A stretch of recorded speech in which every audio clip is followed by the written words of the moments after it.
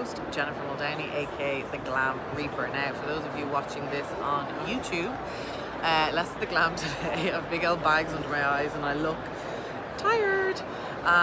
But we are on day 4 of the National Funeral Directors Convention, and it's a lot. It is, you're talking to people, we are networking, we are partying at night, which is all networking, but it's a really, really great conference to go to.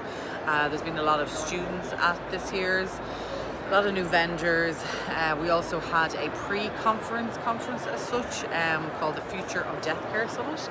So I was I was part of that on Saturday, so we will talk more about that. We're going to have lots of video, but for now, here are some clips from some interviews that we did on the floor.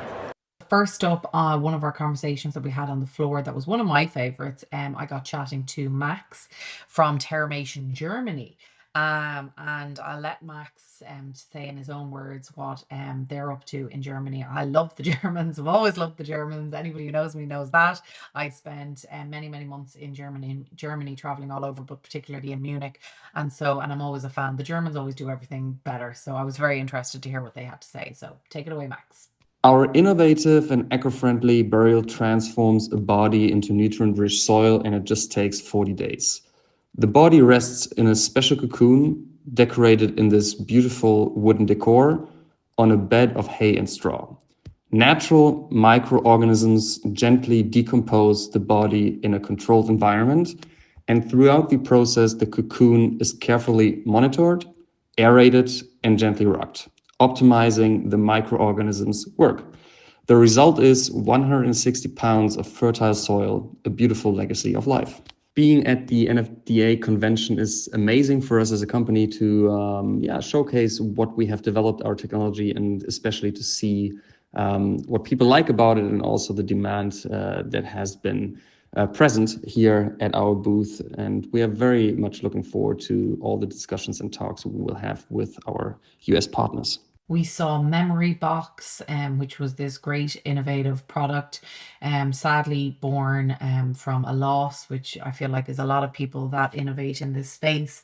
But this was a mom who lost her son, and she created this box that funeral directors, death doulas, celebrants, whoever wants to really, can have these care packages sent out to a family. They're customized, but they can be sent out on certain dates like anniversaries and birthdays and stuff like that. So I thought that was really cool. We had a great chat with Ola from Loop, which was a mushroom casket that I personally loved. Very sad that the audio from that did not translate, because we got some great information, so we might have to get him on the podcast for a separate episode, because they were too busy to give us a little audio clip. But I thought the mushroom casket was really good. I thought the urn was really special too. Myself and Eileen from Hollis Funeral Home were expressing how lovely and soft it was. Another really fascinating conversation we had on the expo floor was with, of course, it originates from ASD, the answering service for funeral directors nationwide. And we spoke to Pat. It's called Cremation Air. So we'll let Pat take it away. This is Pat Kane, Business Development Strategist with Cremation Air. Cremation Air is an ASD-owned company that supports funeral directors in helping loved ones with a new, unique, an astounding way to say goodbye to their loved ones by scattering their cremains over U.S. coastal waters.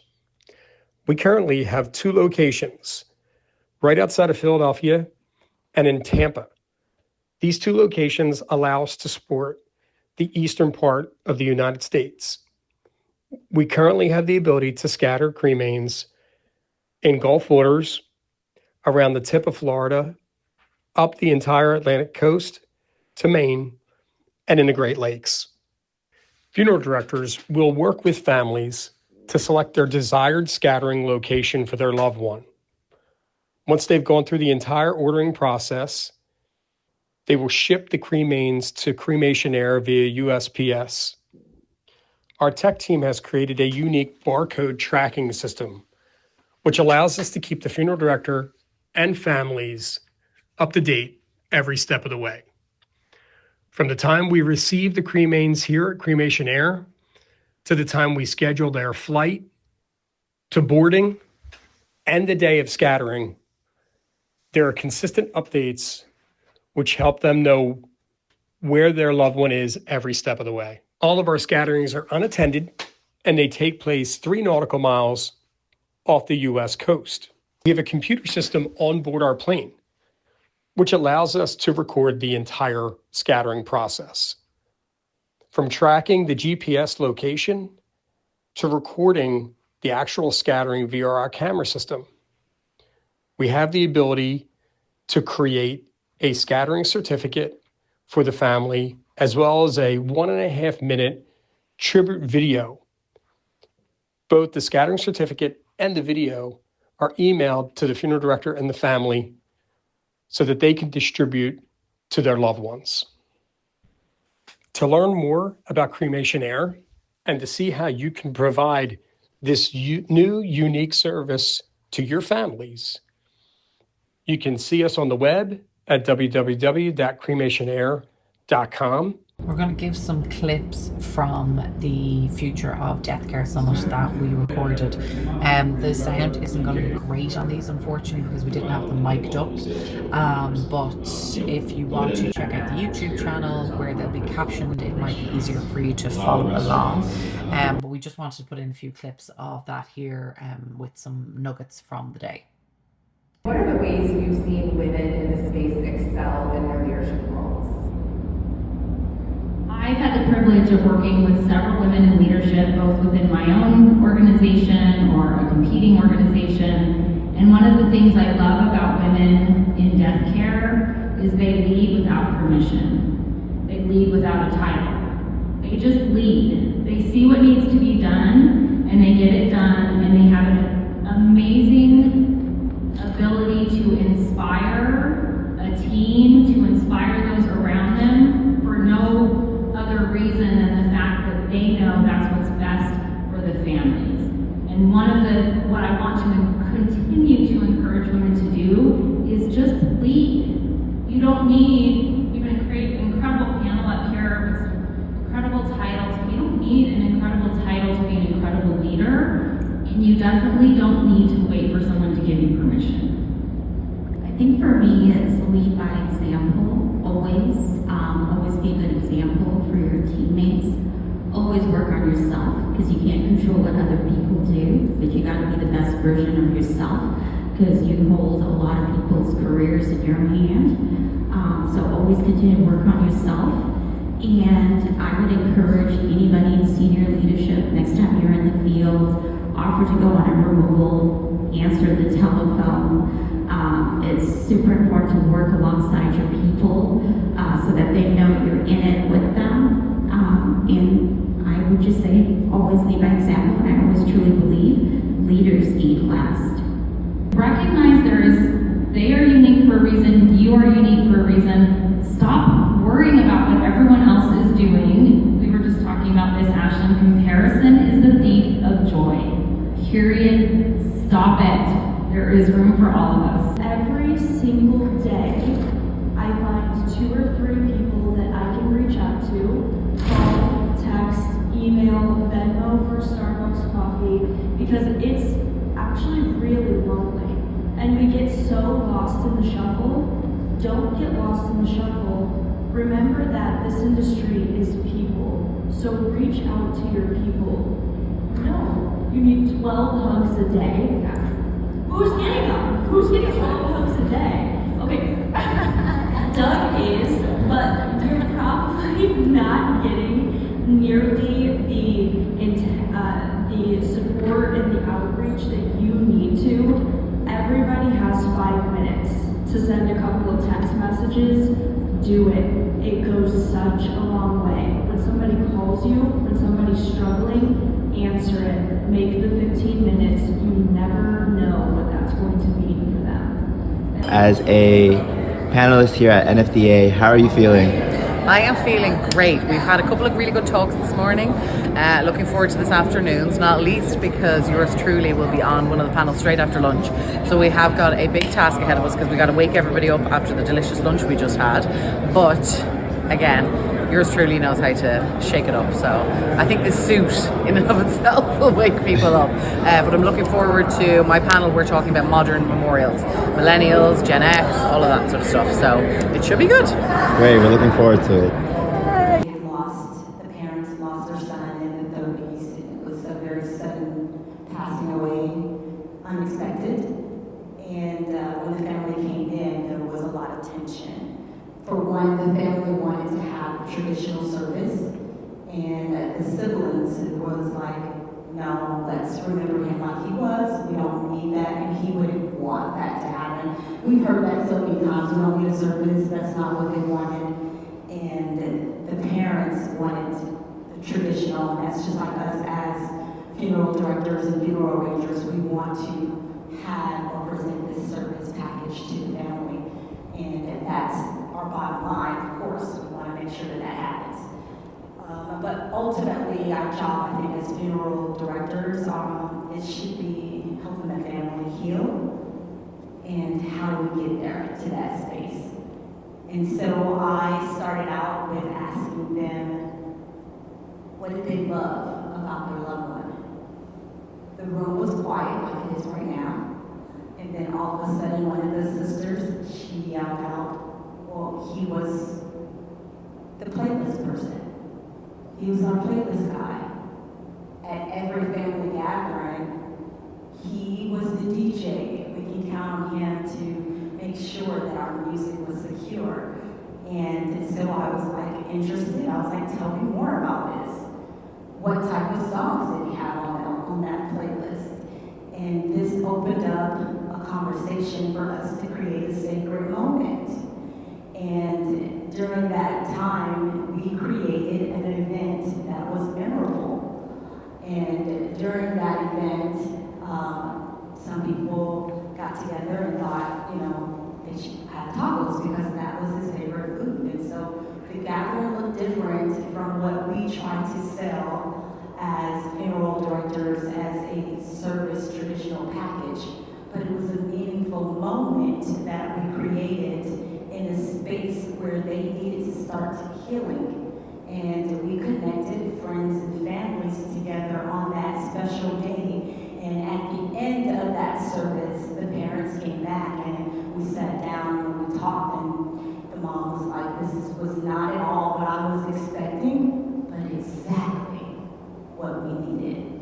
And that's the moments that we try to create. And that's how we bridge that gap. So when a family comes to you and say, I don't want a service or I don't need a service, they're not saying that. They don't want that. But what they're saying is, this package thing that you have on a piece of paper doesn't resonate with me. I don't know what this professional service thing really means. I don't want a register or a guest book, but I do want to remember my loved one. And that's how we bridge that gap. We just recently did a talk in Greenwood where we were talking about offering people options, right? Like if I say to you, okay, do you want a coffee, Starbucks or Dunkin'? You're only going to give me Starbucks or Dunkin'.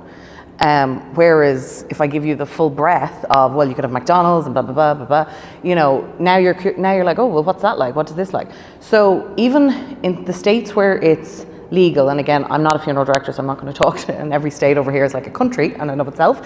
It's wild, but if you have a funeral director or somebody who's leading the arrangement, you can still offer people options, even if there's no viable option in your estate. Like, I know funeral directors, I have accompanied them where we have driven to water cremation because that's what the family wanted. Again, rather than saying, oh, they don't want that because burial or cremation are the only two, you don't know until you ask the question. You don't know what they can and can't afford. If they value composting or like Teremation, if they value water cremation, maybe they will pay for your entire team to drive, like whatever it might be. So it's rather than us answering and assuming the answers and answering the questions before we've even asked them, like it's leaning in. True. So when we talk about passion for service, it's really passion for people, right? Their stories, their vulnerabilities. And at the foundation of all of that is empathy. And I think of empathy as a little bit more than just a soft skill. It should be at the foundation of every interaction that we have. And that's another thing that we talk about in Carriage is instead of having transactions, let's have interactions. So that's what we think about a lot. And empathy is at the core of all of that. And when I think about, two things come to mind for me when I think about it. Number one is we focus on service recovery. So I think this is a really big piece of providing service, right? And service recovery is essentially when something goes wrong. You ought to have some sort of playbook, right? Because when we think of service and we work so hard to define these great things that we're going to do for our families, but we ought to be prepared for when things don't play in our favor, right? And what we've seen is there are actually tangible, measurable outcomes where we were able to generate revenue by performing service recovery effectively, and a lot of times you create closer relationships with the families, right? Number one, I mean, I've heard this phrase toted around a lot in this space, is meet them where they're at. But do we actually know what that means? Like, meeting them where they're at doesn't necessarily always mean them coming into physically your funeral home. Like, sometimes, I mean, if you can, I'm not saying everybody can do this, but is there a possibility that you could meet them in their home to talk about the plans? Is there, having it in a space that's not your funeral home? Maybe it's on a beach, maybe it's in a park, maybe it's in their home.